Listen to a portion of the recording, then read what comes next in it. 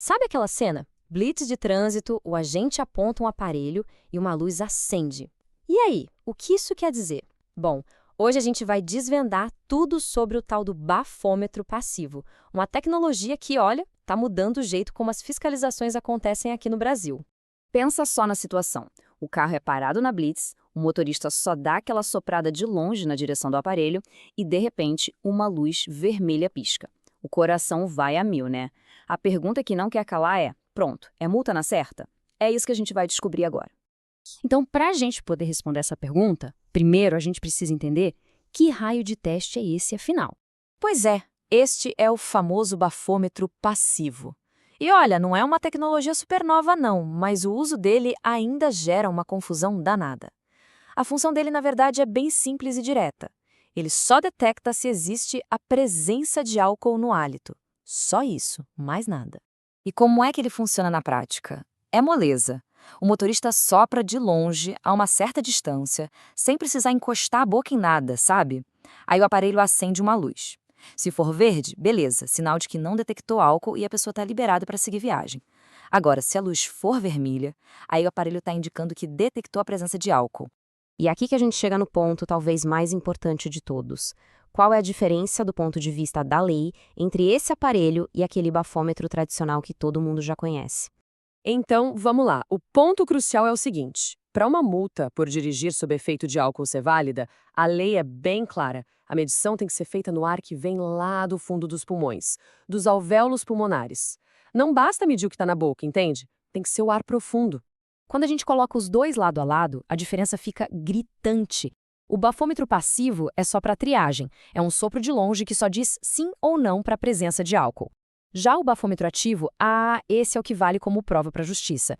Ele usa aquele bocal que veda tudo para medir a concentração exata de álcool, e essa é a fundamental diferença entre eles. E com isso, a gente chega na resposta definitiva para aquela nossa primeira pergunta. A resposta é não. Ninguém pode ser multado baseado apenas no resultado do bafômetro passivo. Ele sozinho não gera multa. Ele é, na verdade, só um primeiro sinal, um indicador para o agente de trânsito. Ok? Então, o que acontece se o teste passivo der vermelho? Aí, o motorista é convidado a fazer o teste no outro aparelho, o bafômetro ativo. E é o resultado desse segundo teste que vai definir o que acontece de verdade, quais são as consequências legais. Vamos dar uma olhada nesses números. Beleza, se o resultado no aparelho ativo, o que vale, der até 0,04 miligramas de álcool por litro de ar, o motorista é liberado. Mas, atenção, isso não quer dizer que existe uma tolerância, tá? É só uma margem de erro do próprio equipamento que já é prevista na norma.